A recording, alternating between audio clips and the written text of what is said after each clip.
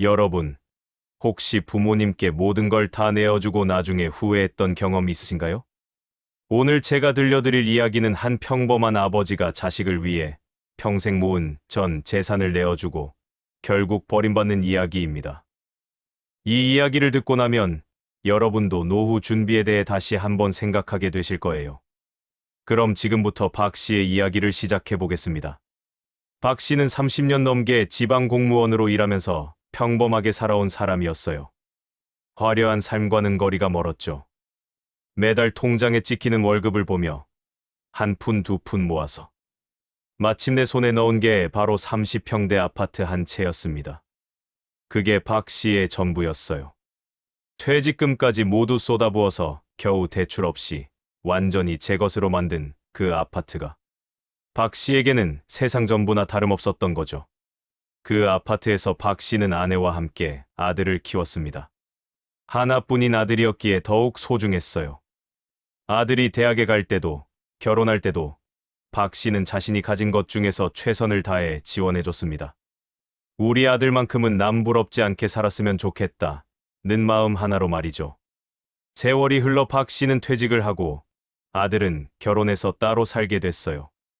박 씨는 아내와 함께 그 아파트에서 조용히 노후를 보내고 있었습니다. 연금도 나오고 살림살이가 넉넉하진 않아도 그럭저럭 살만했어요.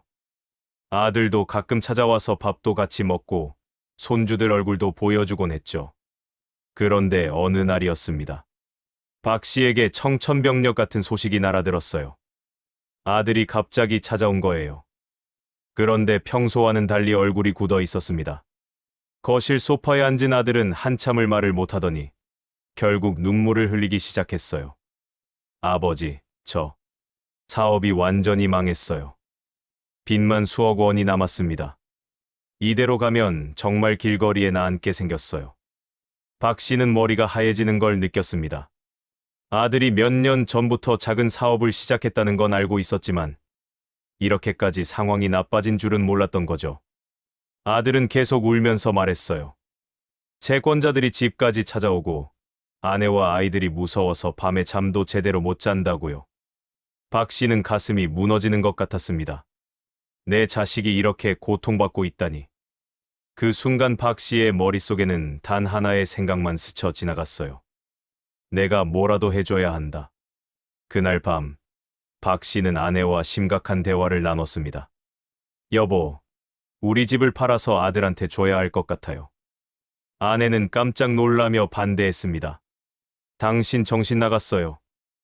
우리 노후는 어떻게 하려고요? 그 집이 우리한테 얼마나 소중한 건데요. 30년 넘게 일해서 겨우 마련한 집인데 그걸 그냥 줘버리면 우리는 어디서 살아요? 하지만 박 씨의 마음은 이미 정해져 있었습니다. 자식이 죽게 생겼는데 내가 그걸 어떻게 그냥 봐요? 우리야 아들네 집에 가서 방 한 칸만 얻어 살면 되잖아요. 아들이 효자인 거 당신도 알잖아요. 우리를 홀대하지는 않을 거예요. 아내는 계속 반대했지만 박 씨는 결국 자기 뜻을 관철시켰습니다. 며칠 후, 박 씨는 아들을 불러서 조용히 말했어요. 아들아, 우리 집 팔아서 내 빚 갚아라. 걱정하지 마. 아버지가 다 해결해 줄게. 아들은 처음에는 손사래를 치며 거절했습니다. 아버지, 그럴 수 없어요. 그건 아버지 평생 재산인데 어떻게 제가 그걸 받아요?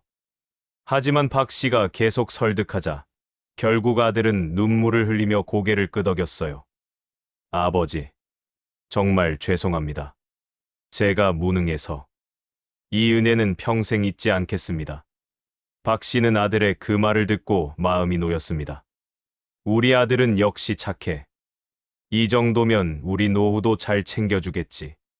그렇게 박 씨는 아파트를 시장가로 매물로 내놨고 다행히 빠르게 팔렸어요. 매매 대금 전액을 아들에게 넘겨줬습니다. 아들은 그 돈으로 빚을 모두 갚고 사업도 다시 정리했어요. 그리고 박 씨 부부에게 말했죠. 아버지, 어머니, 제 집으로 오세요. 방 하나는 완전히 부모님 방으로 드릴게요.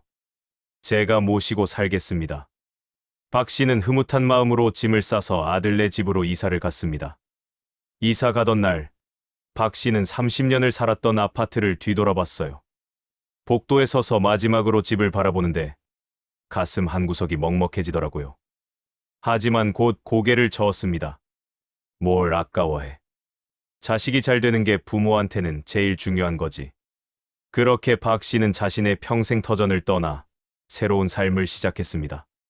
아들네 집은 40평대 아파트로 꽤 넓었어요. 박 씨 부부에게 준 방도 나름 깨끗하고 괜찮았습니다. 처음 며칠은 정말 좋았어요. 아들과 며느리가 극진하게 모셔줬거든요. 아침마다 맛있는 식사를 준비해주고 아버님 편하신 거 있으면 뭐든지 말씀하세요 라며 세심하게 챙겨줬습니다. 손주들도 할아버지, 할머니가 같이 사니까 좋아했어요. 저녁이면 거실에서 다 같이 모여서 TV도 보고 이런저런 이야기도 나눴죠. 박 씨는 생각했습니다. 역시 자식한테 잘해주길 잘했어. 이렇게 효도를 받으니 기분이 정말 좋네. 아내도 처음에 걱정이 무색하게 만족스러워하는 것 같았어요. 하지만 이런 행복한 시간은 그리 오래가지 못했습니다. 시간이 지날수록 뭔가 분위기가 조금씩 달라지기 시작했거든요. 박 씨는 처음에는 그걸 눈치채지 못했어요. 너무 미묘한 변화였으니까요. 하지만 돌이켜보면 그때부터 이미 조짐이 있었던 거죠. 집을 팔아준 지 2달쯤 지났을까요? 각 씨는 서서히 이상한 느낌을 받기 시작했습니다. 처음에는 너무 작은 변화라서 착각인가 싶었어요. 하지만 시간이 갈수록 그 느낌은 점점 더 확실해졌죠. 제일 먼저 눈에 띈 건 아들의 태도 변화였어요. 처음 몇 주 동안은 퇴근하고 들어오면 꼭 박 씨 방에 들러서 인사를 했었거든요. 아버지, 오늘 하루 어떠셨어요? 불편한 거 없으셨죠? 이렇게 물어보고 한참 동안 이야기를 나누곤 했습니다. 하지만 어느 순간부터 그게 줄어들기 시작했어요. 처음에는 일주일에 1~2번 정도 방에 안 들르더니 나중에는 거의 인사도 없이 바로 자기 방으로 들어가 버리는 거예요. 박 씨가 거실에서 기다리고 있어도 그냥 지나가면서 아버지 계셨어요? 라고 형식적으로만 말하고는 얼른 방문을 닫아버렸습니다.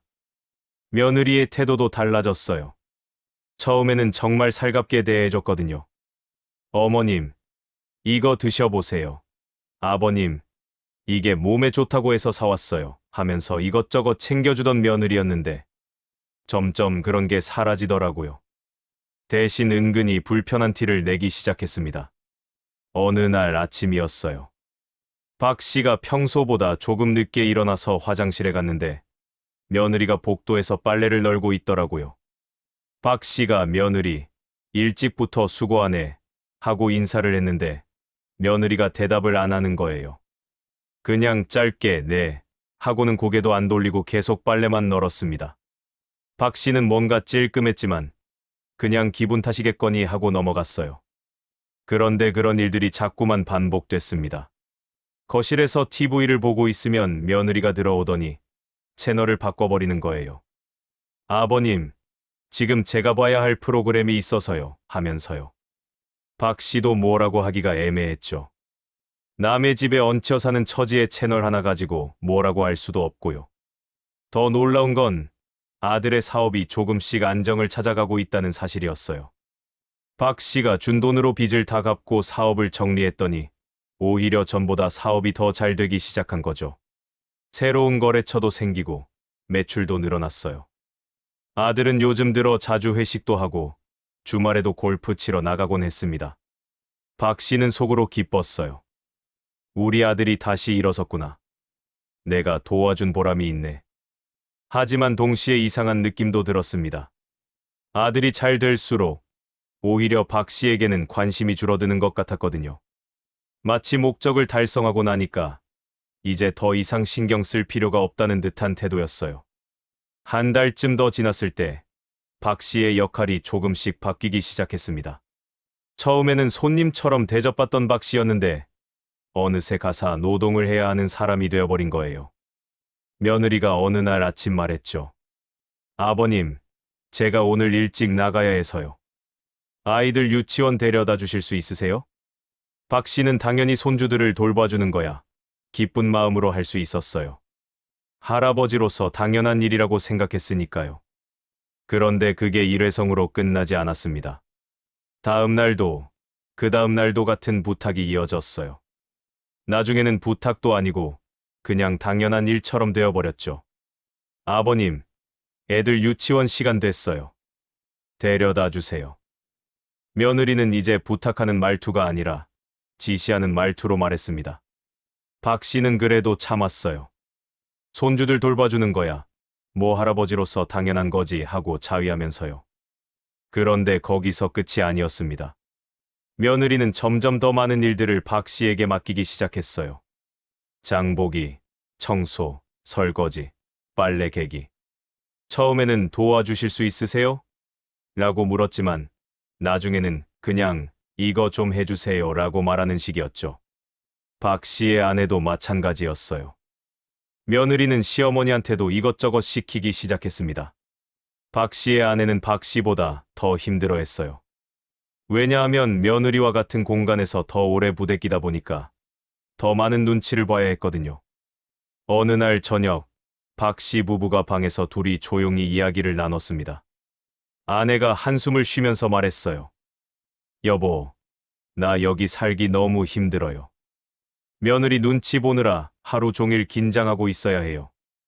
우리가 왜 이렇게 살아야 하는 거예요? 박 씨도 답답했지만 아내를 위로했습니다. 그래도 참아야지. 우리가 집을 팔고 여기 온 거잖아. 그리고 아들도 요즘 일 때문에 바쁜가 봐. 조금만 더 참으면 나아질 거야. 하지만 박 씨 자신도 그 말을 믿지 못하고 있었어요. 시간이 더 지나자 며느리의 말 한마디 한마디가 점점 더 날카로워졌습니다. 어느 날 저녁 식사 시간이었어요. 박 씨가 국을 먹다가 실수로 국물을 조금 흘렸는데 며느리가 그걸 보고 인상을 찌푸렸어요. 아이고, 조심 좀 하시죠. 아이들도 보는데 그러시면 어떡해요. 박 씨는 황급히 사과하고 닦았습니다. 하지만 속으로는 기분이 정말 나빴어요. 손주가 국을 흘리면 괜찮아. 우리 이 하면서 웃으며 닦아주던 며느리가 자기한테는 이렇게 차갑게 대하다니. 박 씨는 그때 깨달았습니다. 아, 내가 지금 이 집에서 손님이 아니라 짐이 되어가고 있구나. 며느리의 불평은 점점 더 노골적으로 변했어요. 남편인 아들 앞에서도 서슴없이 말하기 시작했습니다. 여보, 솔직히 집이 좀 좁지 않아요? 부모님까지 계시니까 애들이 뛰어놀 공간도 없고요. 애들 교육에도 안 좋을 것 같은데요. 처음에 아들은 며느리를 말렸어요. 야, 그런 말 하지 마. 부모님이 들으시면 어떡해. 하지만 며느리는 계속 같은 이야기를 반복했고 아들도 점점 그 말에 동조하는 것 같았습니다. 박 씨는 방에서 그런 대화들을 들을 때마다 가슴이 찢어지는 것 같았어요. 더 충격적인 건 아들의 태도도 서서히 변하고 있다는 거였습니다. 예전에는 박 씨가 뭔가 의견을 말하면 귀 기울여 들었는데 이제는 대충 듣는 척만 하고 넘어가는 거예요. 심지어 박 씨가 TV 프로그램에 대해 이야기하면 아버지, 그건 옛날 이야기잖아요. 요즘은 그렇지 않아요. 하면서 박 씨의 말을 잘라버렸습니다. 박 씨는 점점 더 작아지는 자신을 느꼈어요. 아침에 일어나면 며느리 눈치를 보고 거실에 나가서는 손주들한테 방해가 되지 않을까 조마조마하고 저녁에는 아들이 귀찮아할까 봐 말도 함부로 못 꺼냈습니다. 이게 과연 내 삶인가 싶었죠. 어느 날 저녁, 박 씨가 거실에서 신문을 보고 있는데 며느리가 들어오더니 대놓고 짜증을 냈어요. 아버님, 거기 앉아 계시면 애들이 TV 못 봐요. 방으로 좀 들어가 계시면 안 될까요? 박 씨는 할 말을 잃었습니다. 자기 집도 아닌데 거실에 앉아 있는 것조차 눈치를 봐야 하다니. 박 씨는 아무 말 없이 신문을 접고 방으로 들어갔어요. 방문을 닫고 침대에 앉아 있는데 눈물이 핑 돌았습니다. 내가 왜 이렇게 살아야 하지? 내 집을 다 팔아서 아들을 살렸는데 왜 나는 이렇게 취급받아야 하는 거야? 하지만 박 씨는 눈물을 참았어요. 옆에 앉아 있는 아내한테 약한 모습을 보이고 싶지 않았거든요. 아내도 남편의 심정을 알고 있었어요. 아내가 조용히 말했습니다. 여보, 우리 여기서 나가는 게 어때요? 이렇게 사느니 차라리 작은 방이라도 얻어서 둘이 사는 게 나을 것 같아요. 하지만 박 씨는 고개를 저었어요. 갈 데가 어딨어. 우리 집 다 팔아버렸잖아. 연금으로는 방 한 칸 얻기도 빠듯해. 그날 밤, 박 씨는 잠을 이루지 못했습니다. 천장을 바라보며 지난 시간들을 되돌아봤어요. 30년 넘게 열심히 일해서 모은 재산을 단 한순간에 아들한테 다 줘버린 자신이 너무 한심하게 느껴졌습니다. 하지만 그때는 그게 옳은 일이라고 생각했었죠. 자식을 위해서라면 뭐든 해줘야 한다고 믿었으니까요. 박 씨는 생각했습니다. 조금만 더 참자. 아들도 요즘 일 때문에 스트레스가 많나 보다. 며느리도 아이들 키우느라 힘들어서 그런 거겠지. 시간이 지나면 다시 좋아질 거야. 하지만 박 씨의 그런 기대는 완전히 빗나가게 됩니다. 상황은 더 나아지지 않고 오히려 훨씬 더 나빠지게 되거든요. 집을 팔고 아들네 집에 들어온 지 6개월쯤 됐을 때였어요. 박 씨는 이제 완전히 이 집에서 투명 인간 취급을 받고 있었습니다. 아침에 일어나면 조용히 방에서 나와서 며느리 눈에 띄지 않게 빠르게 화장실을 다녀오고 식사 시간에만 거실로 나갔다가 식사가 끝나면 바로 방으로 들어가는 생활이었죠. 아들은 이제 박 씨와 거의 대화를 하지 않았어요. 주말에도 집에 있는 시간이 거의 없었습니다. 골프를 치러 나가거나 친구들을 만나거나 아니면 그냥 혼자 밖에 나가 있곤 했어요. 박 씨가 무슨 이야기를 하려고 하면 아버지, 저 지금 바빠요 하면서 대충 넘어갔습니다. 며느리는 더 심했어요. 이제는 박 씨와 눈도 잘 안 마주치려고 했습니다. 복도에서 마주치면 그냥 지나쳐버리곤 했죠. 박 씨가 무슨 말을 걸어도 짧게 대답하고는 다른 일을 하러 가버렸어요. 박 씨는 점점 더 고립되어 가고 있었습니다. 그러던 어느 날 밤이었어요. 박 씨는 목이 말라서 잠에서 깼습니다. 시계를 보니 새벽 2시쯤 되더라고요. 조용히 방문을 열고 거실로 나가서 냉장고에서 물을 꺼내 마시려고 했어요. 그런데 거실 쪽에서 작은 목소리가 들려왔습니다. 박 씨는 발걸음을 멈췄어요. 아들과 며느리의 목소리였습니다. 둘이 거실 소파에 앉아서 무슨 이야기를 나누고 있더라고요. 박 씨는 물을 마시러 나가려다가 그냥 복도 구석에 서서 그 대화를 듣게 됐습니다. 무심코들은 그 대화가 박 씨의 인생을 완전히 바꿔놓게 되는 순간이었죠. 며느리의 목소리가 들렸어요. 여보, 우리 진지하게 이야기 좀 해야 할 것 같아요. 부모님 문제 말이에요. 아들이 짜증 섞인 목소리로 대답했습니다. 또 그 얘기야? 나도 알아. 알고 있다고. 며느리가 계속 말했어요. 아니, 알고만 있으면 뭐해요. 솔직히 말해서 지금 우리 집 너무 좁잖아요. 애들도 크는데 부모님이 계속 계시면 우리도 불편하고 부모님도 불편하실 거예요. 그리고 아버님 요즘 건강도 안 좋으신 것 같던데요. 기침도 자주 하시고요. 박 씨는 가슴이 철렁 내려앉았습니다. 며느리가 무슨 이야기를 하려는지 대충 감이 왔거든요. 아들이 뭐라고 대답하는지 궁금했어요. 제발 아들만큼은 자기 편을 들어주길 바랐습니다. 하지만 아들의 대답은 박 씨를 더욱 절망하게 만들었어요. 그래. 나도 사실 그 생각 좀 했어. 아버지한테 어떻게 말을 꺼낼까 고민 중이었는데 며느리가 바로 끼어들었습니다.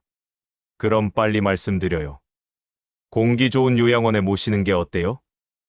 요즘 실버타운도 시설 정말 좋다고 하던데요. 아버님도 그게 더 편하실 거예요. 여기서는 계속 눈치 보시잖아요. 아들이 한숨을 쉬더니 말했어요. 요양원. 그래. 그것도 방법이긴 한데 아버지가 들으시면 서운해하실 것 같은데.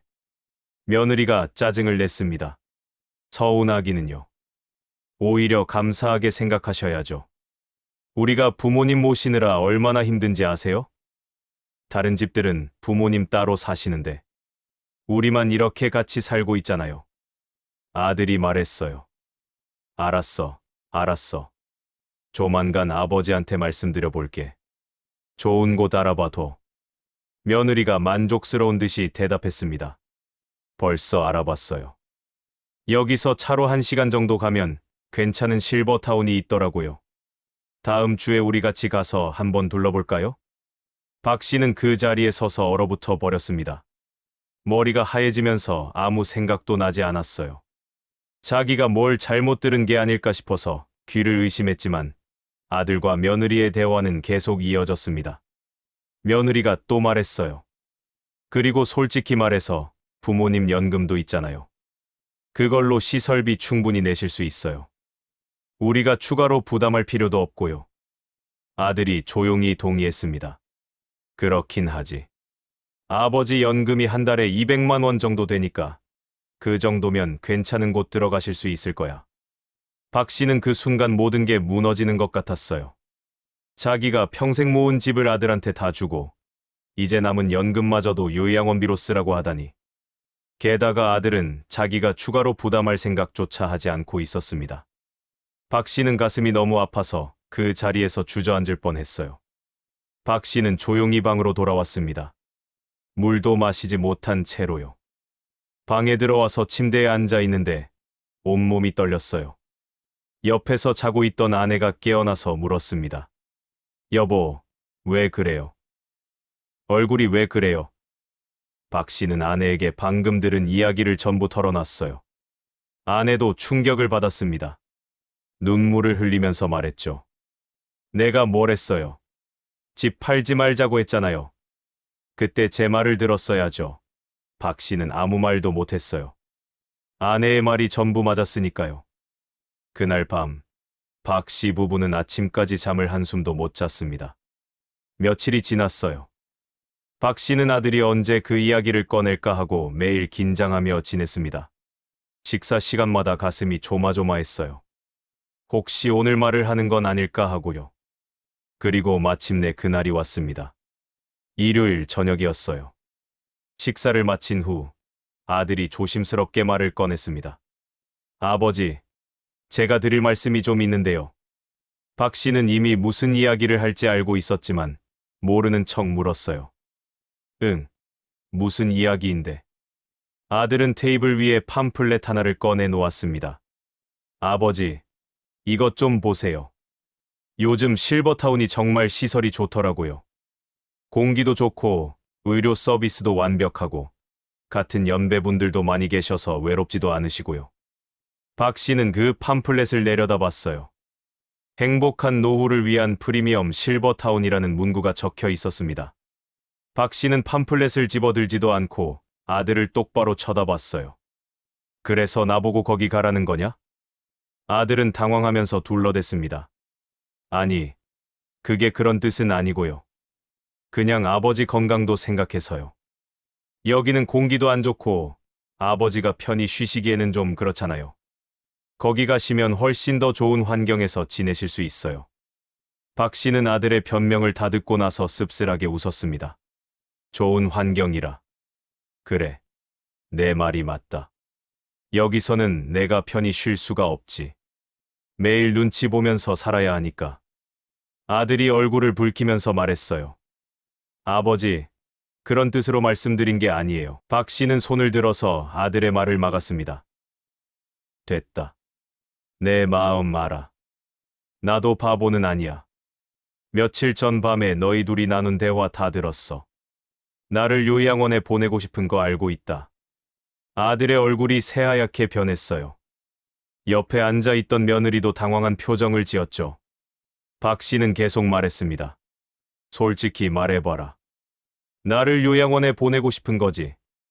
내가 여기 있으면 불편하니까. 아들이 더듬거리면서 대답했어요. 아, 아버지. 그게 아니라. 우리도 아버지를 위해서. 박 씨는 더 이상 듣고 싶지 않았습니다. 자리에서 일어나서 방으로 들어가려고 했어요. 그런데 며느리가 뒤에서 한마디 했습니다. 아버님, 우리도 나름대로 고민 많이 했어요.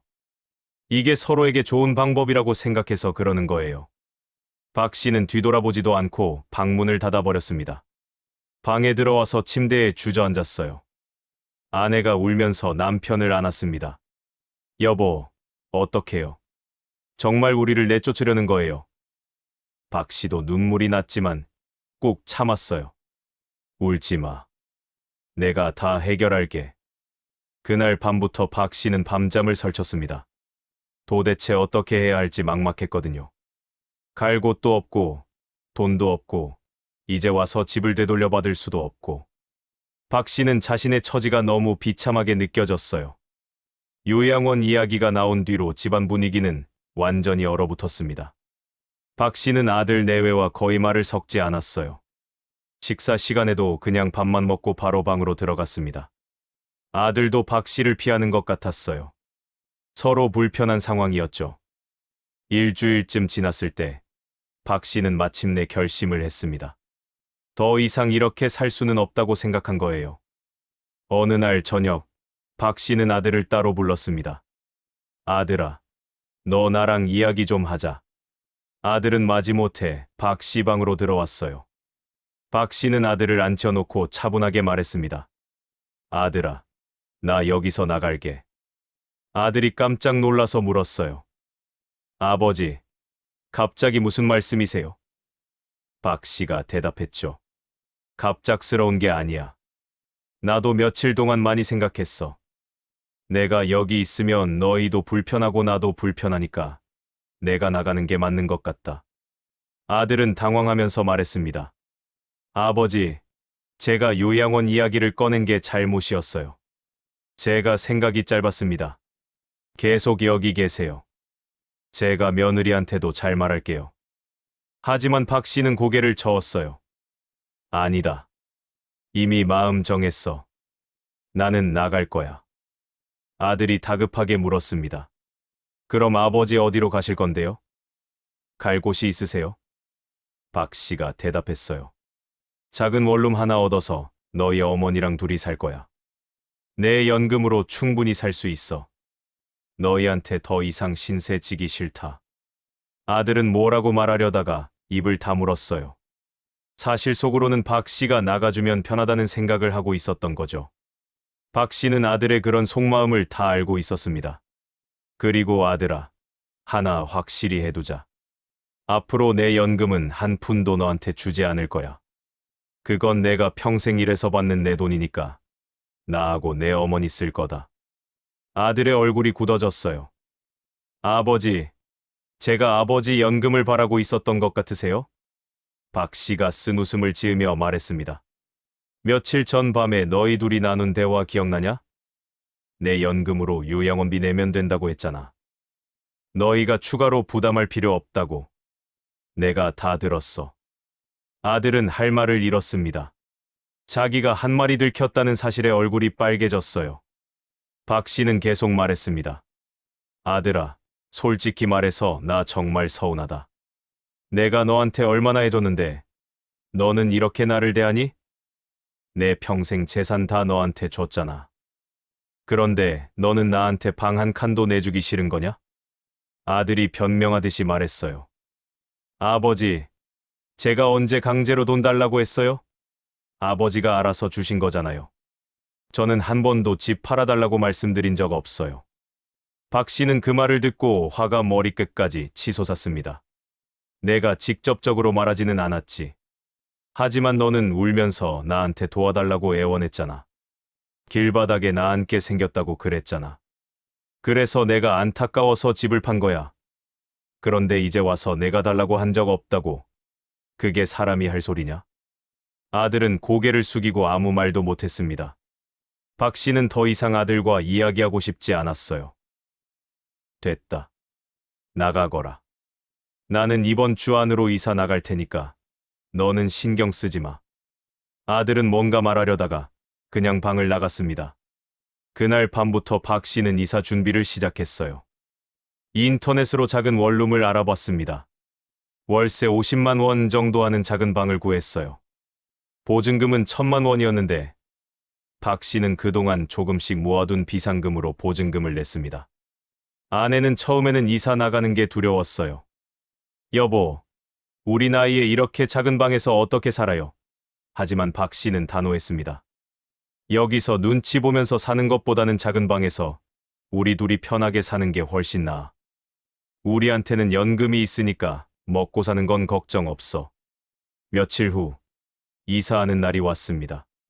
박 씨는 간단한 짐만 챙겨서 작은 차에 실었어요. 아들은 이사하는 날 일부러 집에 없었습니다. 일하러 나간다고 했지만 박 씨는 아들이 일부러 피한 거라는 걸 알고 있었어요. 며느리는 방에서 나오지도 않았죠. 박 씨는 마지막으로 아들네 집을 둘러봤습니다. 6개월 동안 살았던 그 집이 이제는 남의 집처럼 낯설게 느껴졌어요. 박 씨는 한숨을 쉬고는 현관문을 나섰습니다. 아내가 뒤따라 나오면서 눈물을 흘렸지만 박 씨는 참았어요. 새로 얻은 원룸은 정말 작았습니다. 10평도 안 되는 공간에 부엌과 화장실이 붙어 있었어요. 예전에 살던 30평대 아파트와는 비교도 안 됐죠. 하지만 박 씨는 이상하게도 마음이 편했습니다. 적어도 여기서는 아무 눈치도 안 보고 살 수 있으니까요. 짐을 다 풀고 나서 박 씨 부부는 바닥에 앉아서 간단하게 식사를 했어요. 편의점에서 산 컵라면이었습니다. 아내가 라면을 먹으면서 울었어요. 여보, 우리가 왜 이렇게 됐을까요? 평생 열심히 살았는데. 박 씨도 가슴이 아팠지만 아내를 위로했습니다. 괜찮아. 우리 다시 시작하면 돼. 이제 우리 둘이서 행복하게 살자. 그날 밤, 박 씨는 침대에 누워서 많은 생각을 했습니다. 자식에게 모든 걸 다 내어준 게 과연 옳은 선택이었을까? 만약 그때 집을 팔지 않았다면 지금쯤 어떻게 살고 있을까? 후회가 밀려왔지만 이미 엎질러진 물이었어요. 박 씨는 깨달았습니다. 자식을 사랑하는 것과 자식에게 모든 것을 희생하는 것은 다른 문제라는 거요. 자식을 위해서라도 부모 자신의 노후를 지켜야 한다는 걸 너무 늦게 알아버린 거죠. 다음 날, 박 씨는 은행에 가서 자동이체를 모두 끊었습니다. 예전에는 아들에게 매달 용돈을 보내줬었거든요. 그것도 이제 중단했어요. 아들한테 전화가 왔지만 박 씨는 받지 않았습니다. 아들이 문자를 보냈어요. 아버지, 연락 좀 주세요. 이야기 좀 해요. 하지만 박 씨는 답장하지 않았습니다. 일주일쯤 지나자 아들이 직접 찾아왔어요. 원룸 문을 두드리면서 아버지, 저예요. 하고 불렀습니다.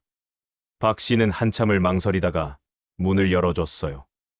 아들이 들어와서 작은 방을 둘러보더니 미안한 표정을 지었습니다. 아버지, 이렇게 작은 데서 어떻게 사세요? 박 씨가 차갑게 대답했어요. 내가 신경 쓸 일 아니다. 나는 이걸로 충분해. 아들이 말했습니다. 아버지, 제가 잘못했어요. 다시 우리 집으로 오세요.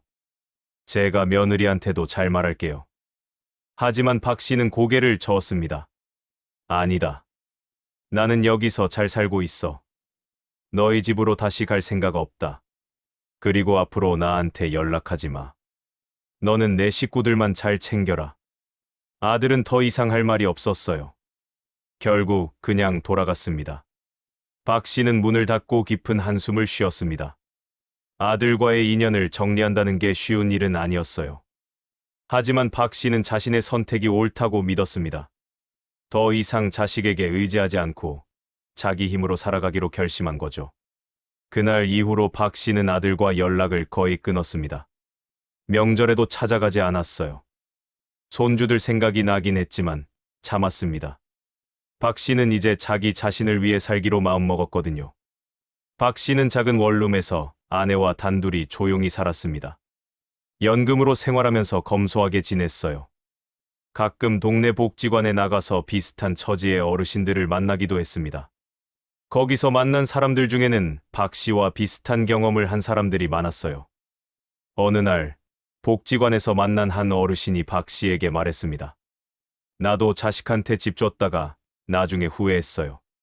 자식한테 모든 걸 다 주면 안 돼요. 부모도 자기 몫은 지켜야 합니다. 박 씨는 그 말에 깊이 공감했어요.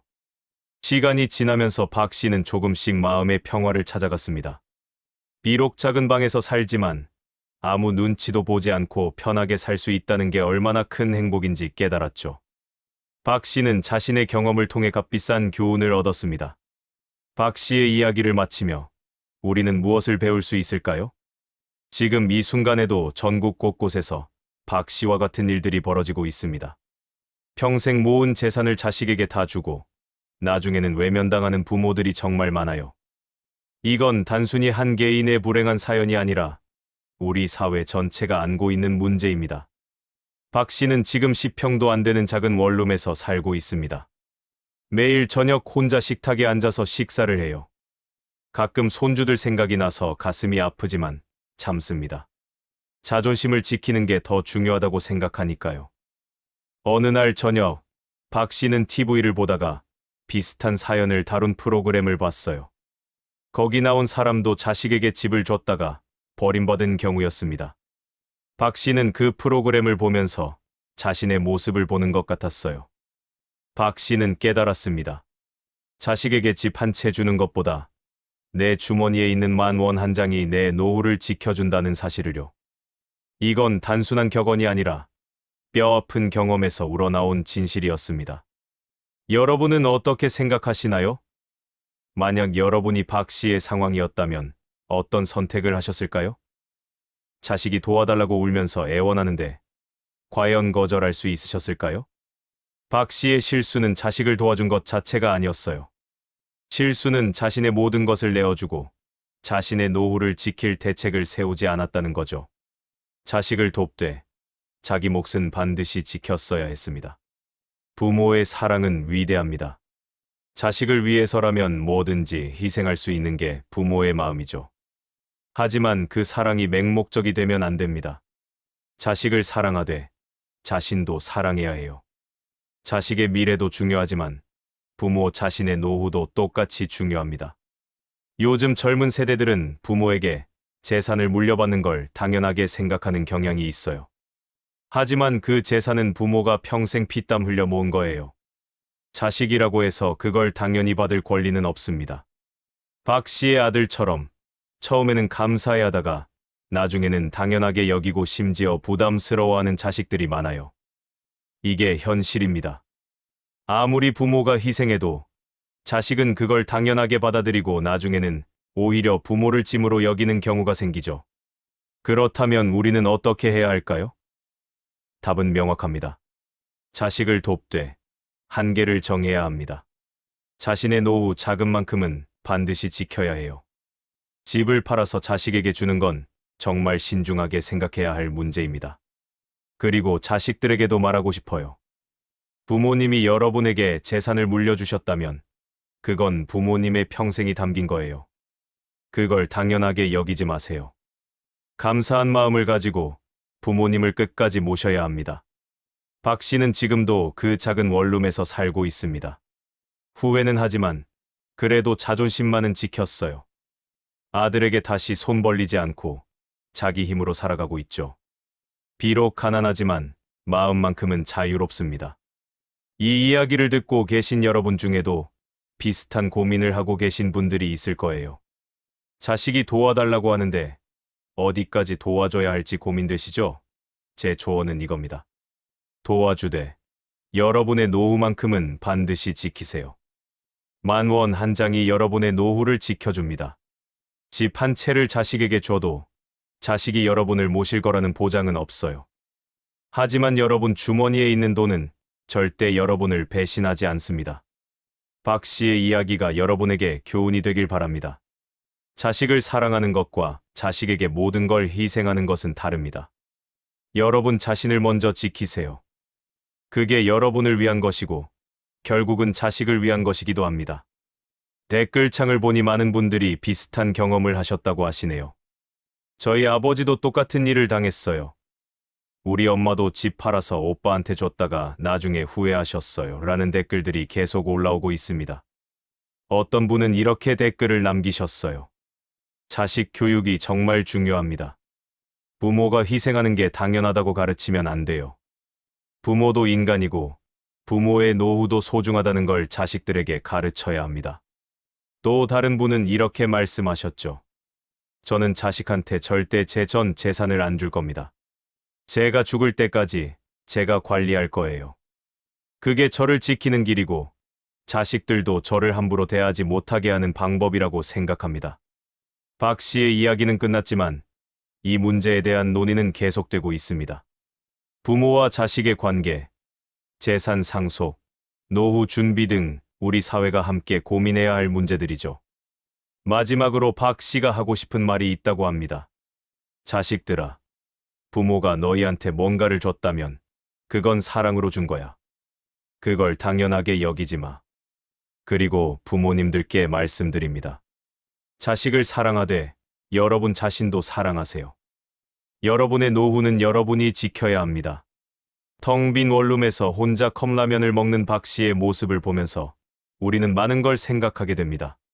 저 모습이 남의 일 같지 않죠. 언젠가 우리도 저렇게 될 수 있습니다. 그러니 지금부터 준비하세요. 자식에게 모든 걸 주지 마세요. 여러분의 몫은 여러분이 지키세요. 박 씨는 말합니다. 내가 겪은 일이 다른 사람들한테는 일어나지 않았으면 좋겠어요. 자식은 사랑하되 자기 자신은 더 사랑하세요. 그게 제가 평생 살면서 배운 가장 큰 교훈입니다. 이 이야기를 들으신 여러분, 어떤 생각이 드시나요? 댓글로 여러분의 의견을 남겨주세요. 그리고 주변에 이런 고민을 하시는 분들이 있다면 이 이야기를 꼭 공유해 주시기 바랍니다. 한 사람이라도 더 박 씨와 같은 실수를 하지 않도록 말이죠. 오늘 이야기는 여기서 마치겠습니다. 긴 글 읽어주셔서 감사합니다. 여러분 모두 행복한 노후 보내시길 바랍니다. 그리고 기억하세요. 내 주머니에 10,000원 한 장이 집 한 채보다 더 소중할 수 있다는 사실을요.